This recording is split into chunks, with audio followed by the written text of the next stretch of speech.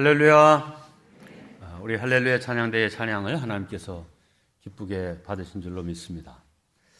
아직 추위가 다 가시질 않았습니다. 이른 아침 하나님의 전에 나와서 예배드리신 우리 모든 성도님들에게 영혼이 잘 되고 범사가 잘 되고 강건함의 은혜가 임하시기를 주님의 이름으로 축원합니다.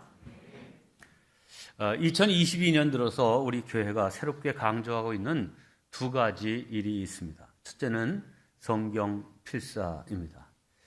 이 일에 열심을 내시고 동참해 주시는 분들이 참 많아서 담임 목사로서 감사를 드립니다. 계속해서 성경 자체든 핵심 409절이든 여러분들이 이 필사에 동참해 주시기를 바랍니다. 두 번째는 다음 주일부터 시작될 탄소제로 녹색 교회 운동입니다. 아니, 이 운동은 정부나 NGO 혹은 시민단체가 하는 일이지, 그것이 왜 교회가 해야 할 사명이지? 이렇게 의아하게 생각하실 분들도 계실 것입니다. 그래서 이 탄소제로 녹색 교회 운동이 왜 교회와 성도가 주도적으로 해야 할 일인지에 대해서 다음 주일과 또 이어지는 7주 동안의 사순절 기간 동안 저녁 예배마다 설교로 풀어갈 것입니다.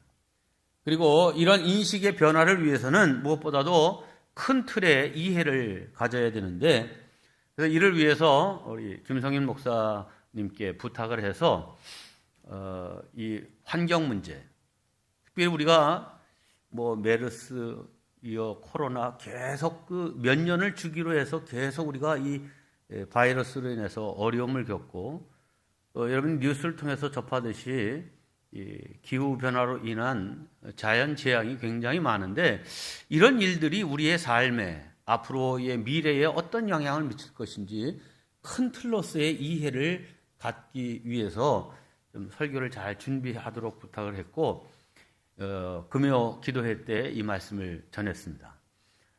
이 설교를 여러분들이 꼭 반복해서 듣는 것이 이 전체적인 큰 틀을 이해하는 데 굉장히 중요하기 때문에 선교회장님과 또 속장님을 통해서 이미 다 그 링크를 다 받으신 줄로 압니다. 그래서 다 보시고 오실 수 있기를 바라고요. 또 그 링크와 함께 이 탄소제로 녹색교회 운동에 동참하시라 하는 신청서를 다 드렸는데, 여기에도 우리 온 교회 성도들이 다 동참할 수 있게 되기를 바랍니다.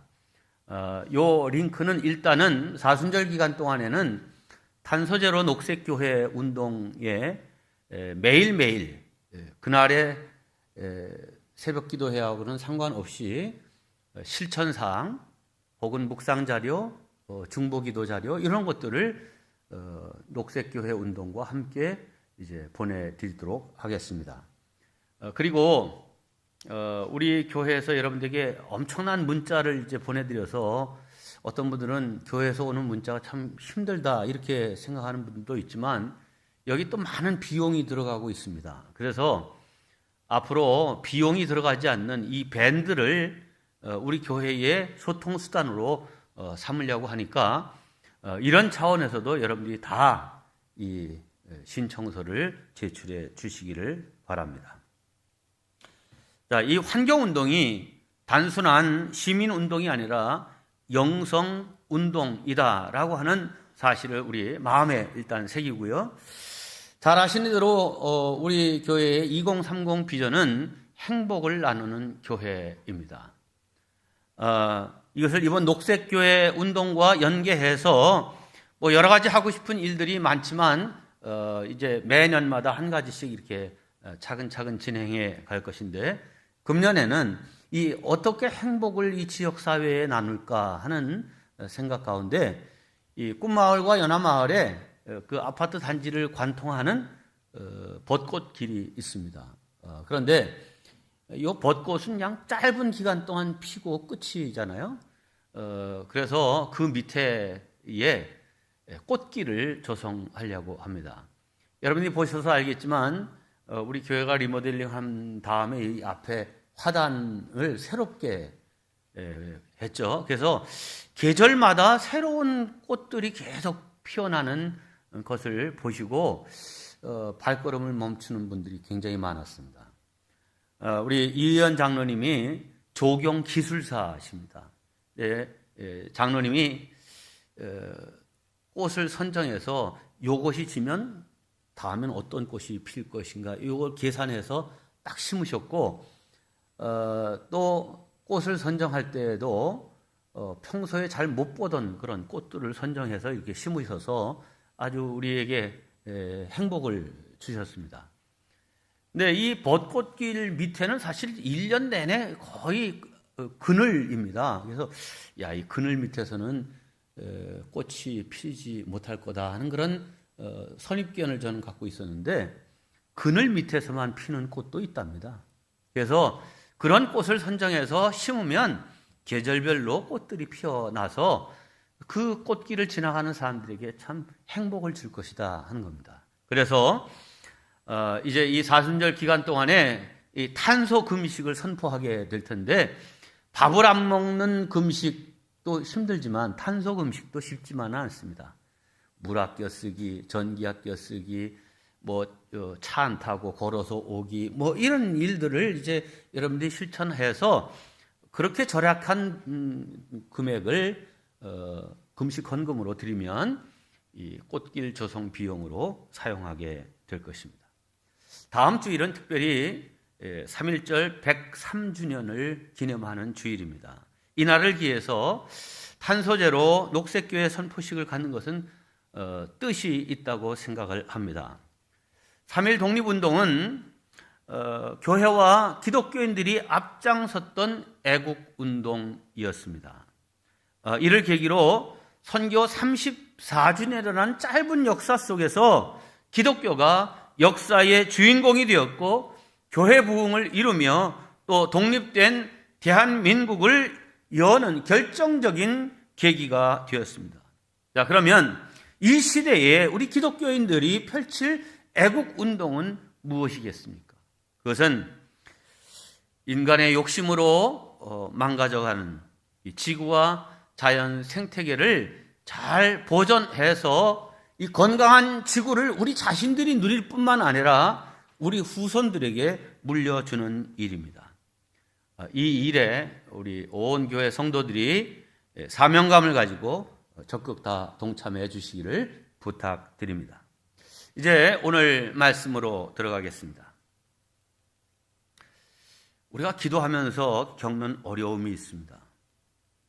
정말 나는 절박하고 나는 간절한데 그리고 이 기도는 꼭 하나님이 응답해 주셔야 하고 또 응답해 주실 만한 일이고 또 그렇게 기도했는데 응답이 없는 때입니다. 그럴 때 깊은 좌절을 경험하고 하나님에 대한 믿음이 흔들리기도 합니다. 자, 그러나 결론부터 말씀드리자면 우리가 중간에 기도를 포기하는 경우는 있어도 기도가 응답받지 못하는 경우는 없습니다. 함께 하겠습니다. 열매 맺지 못하는 기도는 없다. 네, 오늘 여러분과 함께 읽은 본문인 시편 74편은 깊은 좌절에 빠진 사람의 탄식시입니다. 그래서 1절에 하나님을 향해서 어찌하여 내 기도는, 어찌하여 내 사정은, 이렇게 어찌하여라고 하는 탄식을 2번이나 반복하고 있습니다.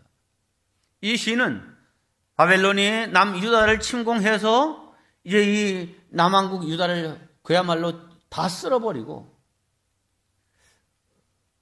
성벽도 다 무너뜨리고 하나님의 성전도 그 성전 장식들을 다 솔로몬이 얼마나 정성을 들여서 지은 성전입니까? 다 그 장식물들을 회파하고 무너뜨리고 성전 기물로 사용했던 모든 금은 그릇들을 다 탈취해가고 무너진 그 성전 중간에 서서 바벨론 군인들이 승전가를 부르고 있습니다. 자, 이런 모습을 봐야 하는 이 유다 백성들, 이 시인의 마음이 어땠겠습니까? 패망한 유다를 바라보면서 애끓는 심정으로 하나님께 기도합니다. 1절과 2절입니다. 하나님, 어찌하여 우리를 이렇게 오랫동안 버리십니까? 어찌하여 주님의 목장에 있는 양떼에게서 진노를 거두지 않으십니까? 먼 옛날 주님께서는 친히 값주고 사신 주님의 백성을 기억해 주십시오. 주님께서 친히 속량하셔서 주님의 것으로 삼으신 이 지파를 기억해 주십시오. 주님께서 거처로 삼으신 이 시온산 성전을 기억해 주십시오. 이 시인은 혹시 하나님이 자신을 잊은 것은 아닌지 의심하고 있습니다. 그래서 이 시편 3절로 9절까지 보면 혹시 하나님이 이 바벨론 군인들이 이 유다에 행하는 모든 악행들을 잠시 못 보신 거 아닌가? 그래서 지금 하나님이 아무 이 일에 대해서 뭔가 조치를 취하지 않고 계신 건 아닌가 하는 생각에 바벨론 군인들이 저지른 악행들을 조목조목 다 하나님께 아뢰면서 일러 바치고 있습니다. 그러면서 언제까지 이들을 그냥 내버려 두시겠습니까? 그렇게 하나님께 호소하고 있습니다. 그렇지만 하나님의 응답은 전혀 없었습니다. 그 응답 없는 하나님께 이 시인은 투정을 부리면서 언제까지 이러실 겁니까? 하고 기도합니다. 10절입니다. 하나님, 우리를 모욕하는 저 대적자들을 언제까지 그대로 두시렵니까? 주님의 이름을 모독하는 저 원수를 언제까지 그대로 두시렵니까? 이후에도 이 시편 기자는 계속해서 성전을 더럽히는 바벨론 군인들을 제발 기억하고 뭔 조치를 좀 취해 주십시오라고 호소하고 있습니다. 그러나 하나님은 이 시편 기자의 기도에 응답하지 않습니다. 그래서 이 기도의 분위기는 참으로 암울합니다. 마치 우리가 북한을 위해서 기도하는 것과 같습니다. 북한을 위해서 기도할 때마다 바로 이런 심정이 들기 때문입니다. 한때 동방의 예루살렘이라고 불렸던 평양에 수많은 예배당들이 무너지고 그 터 위에 김일성 부자의 우상이 서 있습니다. 지난 75년 동안 북한을 회복시켜 달라고 얼마나 기도했는지 모릅니다. 그러나 아직도 하나님의 응답은 없습니다. 자, 그러면 하나님께서 정말 당신의 택하신 백성들을 잊어버리신 것입니까? 아닙니다. 이 시편 기자의 기도는 응답받았습니다. 바벨론은 결국 멸망했고요. 또 포로로 끌려갔던 이스라엘 백성들은 다시 돌아왔고 그 무너졌던 성벽과 성전은 재건되었습니다. 그렇지만 이 시를 쓴 시편 기자의 입장에서는 응답받지 못한 기도일 수 있습니다. 그렇게 목이 터져라고 울부짖으며 기도하던 그 자신이 살아있는 동안에는 그 일이 이루어지지 않았기 때문입니다. 그 응답은 포로로 끌려간 지 70년 지난 후에 이루어졌습니다. 사실 바벨론 포로에서 돌아온 사람들은 바벨론으로 이 유다 땅에서 끌려간 사람들이 돌아온 사람은 한 사람도 없습니다. 그들의 2세, 3세들이 돌아왔습니다. 이처럼 자신이 죽고 난 다음에야 이루어지는 기도라면 기도할 의욕이 좀 사라질 수도 있지 않겠습니까? 그러나 아닙니다. 내 대에 응답이 없어도 계속 기도하는 것은 여전히 중요한 일입니다. 만약 이스라엘 백성들이 이렇게 기도하지 않았다면 그들은 70년이 지났어도 결코 다시 이스라엘로 돌아올 수 없었을 것입니다. 그렇습니다. 그들은 한두 번 기도하고 또 상황이 도저히 이거는 아니다라고 해서 기도를 포기했거나 중단하지 않았습니다. 그들은 죽을 때까지 기도했고 또 그 기도를 자기 자식들에게 물려줬고 그 자식들은 또 그 자식들에게 물려주었기에 바벨론으로 포로 잡혀갔던 이스라엘 백성들의 2세, 3세들이 돌아올 수 있었던 것입니다. 사실 이 3세대가 지나가면 이미 고국으로 돌아갈 마음이 거의 없어지는 때입니다. 여러분, 1세대는 절망하는 세대입니다. 2세대는 그 땅에서 태어나 차별과 멸시를 견뎌내야 하는 세대입니다.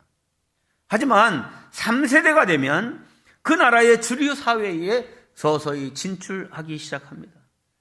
그 땅에서 자리 잡게 된다는 말이죠.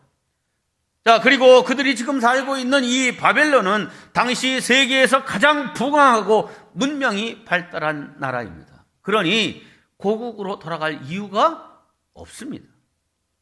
또한 그들을 기다려주는 고국 이스라엘이, 유다가 있는 것도 아닙니다. 고국에 있었던 그 땅은 이미 황폐해 있고 주위의 족속들로부터 무수히 노략질 당한 그야말로 황폐한 버려진 땅이었습니다. 또한 그곳으로 돌아가려면 자신들이 이 바벨론 땅에서 어렵게 얻은 기득권과 재산을 다 포기하고 가야만 합니다. 자, 돌아간다 한들 그 황량한 벌판에 나라를 재건하는 일 역시 현실성 없는 일이었습니다. 자, 이런 형편인데 누가 돌아갈 마음을 갖겠습니까? 그런데 그들은 고국으로 돌아갔습니다. 이것이 우리가 주목해야 될 이유입니다. 그들이 어떻게 고국 이스라엘로 돌아갈 마음을 가질 수 있었을까요? 그것은 할아버지, 할머니들이 기도하고 그 기도를 이어받아 아버지, 어머니가 기도하고 그 기도를 이어받아 아들, 손자들이 기도했기 때문에 그 1세대는 비록 못 돌아갔지만 2세대, 3세대들이 돌아갈 마음을 갖게 되는 것입니다.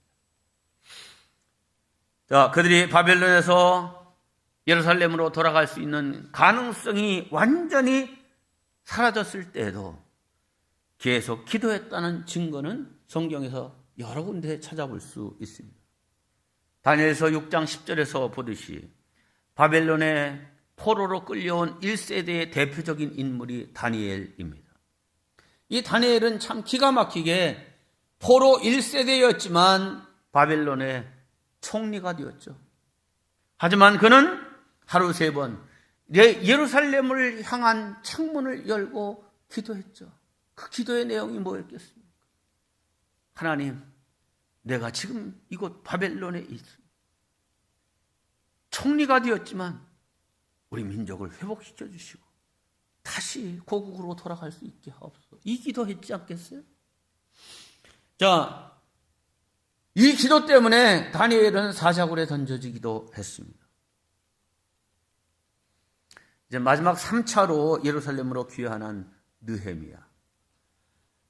느헤미야 1장과 2장을 보면 그는 아닥사스다 왕의 술 맡은 아주 고관, 장관이었습니다. 그런데 1차, 2차로 귀환했던 그 자기 동료, 친구들 가운데 소식이 들려오는데 겨우 돌아가서 그들이 하나님의 성전은 재건했지만 그 예루살렘 성벽은 다 무너진 채로 그냥 있고 이 성문은 불에 탄 채로 그냥 있고 재건할 힘이 도무지 없다는 그런 소식을 듣게 됩니다. 이 소식을 들은 느헤미야는 울면서 하나님, 내 조국 저 이스라엘이 다시 재건되고 회복될 수 있게 하옵소서 기도하죠. 금식하며 기도합니다. 얼마나 간절하게 금식하며 기도했던지 얼굴이 너무 초췌해졌습니다. 왕의 측근이었기 때문에 왕이 알아봤죠. 아니 자네 왜 요새 이렇게 얼굴이 안 됐나? 왜 이렇게 체중이 빠졌어? 왕이시여, 실은 제 조국 이스라엘의 소식을 들었는데 이러이러합니다. 왕께서 선한 마음을 가지시고 저를 제 조국으로 돌아갈 수 있게 하옵소서. 그래서 그 무너진 성벽을 재건할 수 있게 하옵소서. 간청하죠. 놀랍게도 이 아닥사스다 왕이 그 간청을 들어줄 뿐만 아니라 그 재건할 수 있는 여러 재료들과 사람들과 또 도울 수 있는 여러 것들을 도와서 이 느헤미야가 돌아올 수 있게 되었습니다. 자, 그러나 이 바벨론과 페르시아의 기득권을 버리고 이스라엘 땅으로 돌아온 이들, 참 놀랍다 하는 생각을 갖습니다. 여러분, 만약 이들이 돌아오지 않았다면 그야말로 역사에서 이스라엘이라고 하는 나라는 완전히 그때 사라졌을 것입니다. 그런데 돌아온 그들에 의해서 나라가 재건되었습니다. 이것은 상황은 절망적이었지만 기도하기를 포기하지 않았던 사람들의 열매인 것입니다. 네, 예루살렘의 멸망은 이스라엘의 죄로 인한 하나님의 징계였습니다. 그러나 하나님께서는 당신이 택한 백성을 아주 버리지는 않으셨습니다. 에레미야 25장을 보면 에레미야 선지자를 통하여서 너희들이 바벨론 포로에서 70년 동안 있을 거다라고 하는 예언을 해주셨어요. 그런데 이 에레미야는 눈물의 선지자잖아요. 에레미야 애가가 있잖아요. 에레미야 시대에는 에레미야 선지자가 하나님의 말씀을 대언했지만 그 말에 귀를 기울이는 사람이 하나도 없었어요. 소돔 고모라에 의인 10명이 없었는데 에레미야 당시에 이 유다의 아주 멸망할 그 말기에 보면 예루살렘에는 의인 1명이 없었죠. 에레미야가 등불을 켜들고 낮에도 의인이 있는가를 찾았는데 없었다는 거예요. 그러니 에레미야가 선포한 예언의 말씀을 제대로 아는 사람이 어디 있겠어요? 아, 우리가 지금 포로되어 가도 70년 뒤에는 해방된다는 이 믿음을 가진 사람이 없어요. 심지어 포로 1세대였던 다니엘조차도 이 포로의 기간이 70년이다라고 하는 사실을 알지 못했습니다. 나중에 다니엘서 후반부에 가보면 다니엘이 80세가 넘어서야 이 에레미야서를 읽고 깨닫게 되었죠. 우리 민족에게 70년이라는 기간을 정하셨구나. 그걸 아는 때가 3년 남았을 때예요. 그래서 더욱 기도하고 결국 그 일이 이루어졌고 다니엘은 너무 이제 늙은 나이가 되었기 때문에 고국으로 돌아올 수가 없었습니다. 그러나 이 시편 기자, 자기 당대에는 고국이 회복되는 그것을 볼 수 없었습니다. 이렇게 답답하고 이렇게 기도가 응답되지 않는 그러한 상황 속에서도 중요한 것은 그가 기도하기를 중단하지 않았다는 것입니다. 그리고 마침내 70년 후에 하나님은 예루살렘을 회복시켜 주셨습니다. 그러므로 우리 역시 아무리 절망적인 상황이라도 아무런 응답이 없는 것 같아도 기다리기가 힘들고 지쳐도 기도하기를 쉬지 말아야 할 것입니다. 결국 하나님은 그 기도를 들으시고 역사하시는 하나님이심을 믿어야 합니다. 그러므로 북한을 위한 기도, 민족의 평화적인 통일을 위한 기도, 한국 교회와 세계 선교를 위한 기도를 쉬지 말아야 할 것입니다. 사실 기도는 지금 이 시편 기자도 하나님 기억해 주십시오. 생각해 주십시오. 이렇게 하나님이 우리를 기억해 달라고 계속 호소하고 있지만 사실 이 기도는 하나님이 기억하도록 하는 것이 아니라 우리 자신이 기억하도록 하는 것입니다. 여러분, 하나님의 신실하심을 기억하고 하나님의 능력을 믿고 기도하는 것은 대단히 중요합니다. 그런데 이 신뢰와 이 믿음이 흔들려지면 이때가 문제죠. 기도를 오래 했는데도, 간절히 했는데도 응답이 없을 때 하나님의 존재에 대한 믿음이 흔들리게 되죠. 기도의 효용성에 대해서 의심을 하게 되죠. 아닌가 봐. 이렇게 믿음이 무너질 때가 문제입니다.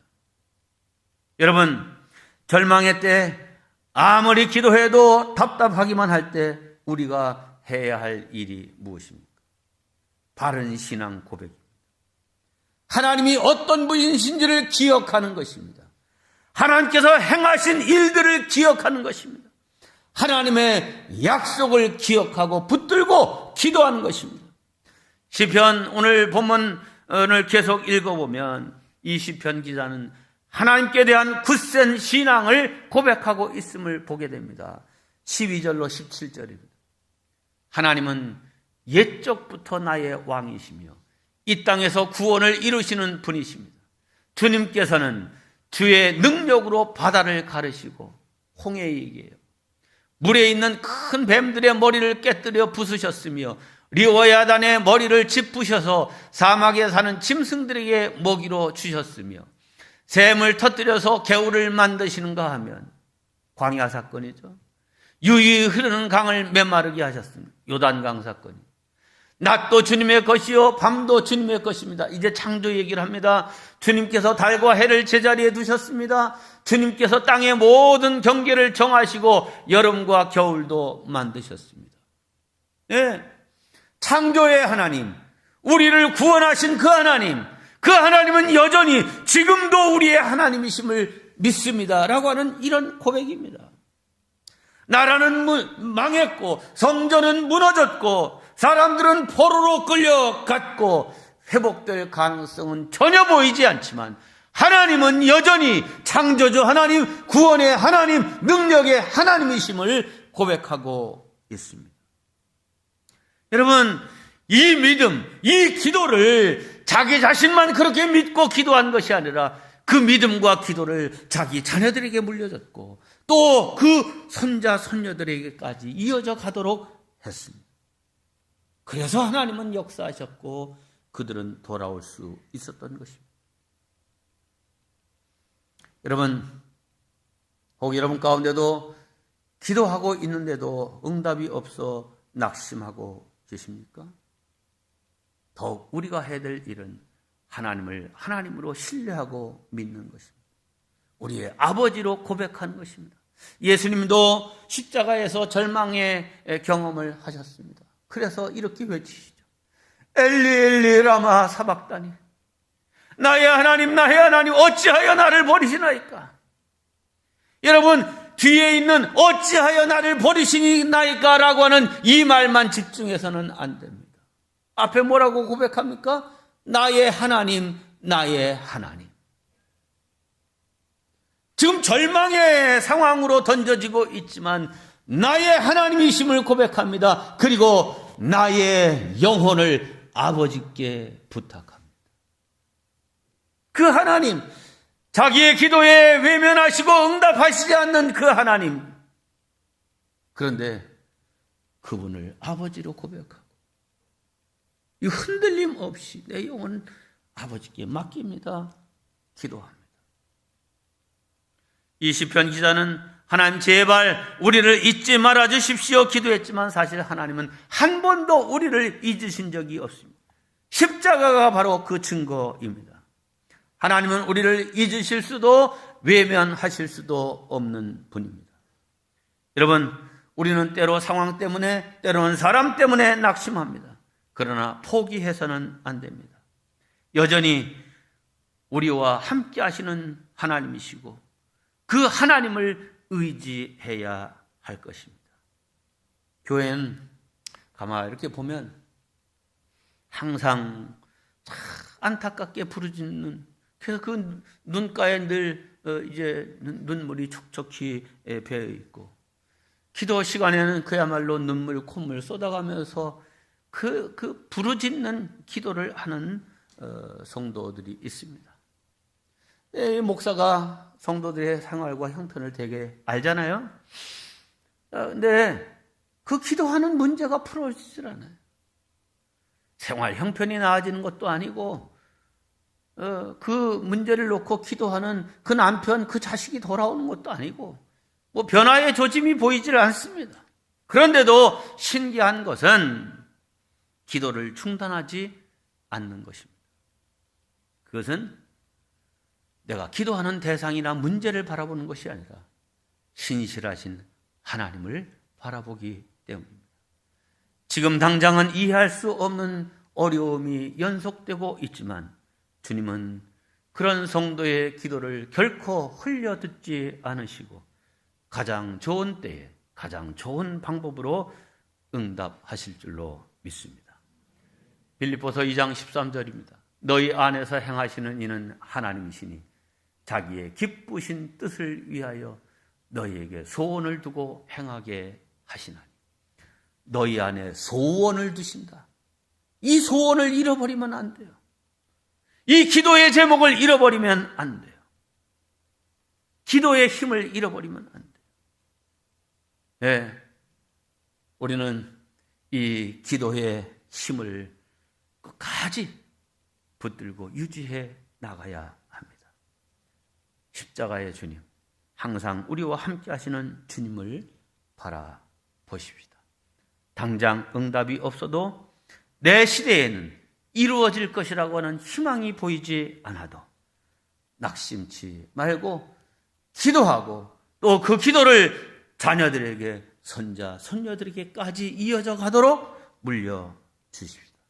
그러면 반드시 복된 미래가 열릴 것이며 기도를 물려준 우리를 기억하는 그 후손들은 우리의 그 기도를 감사할 것입니다. 이런 은혜가 우리 모두에게 있기를 주님의 이름으로 축원합니다.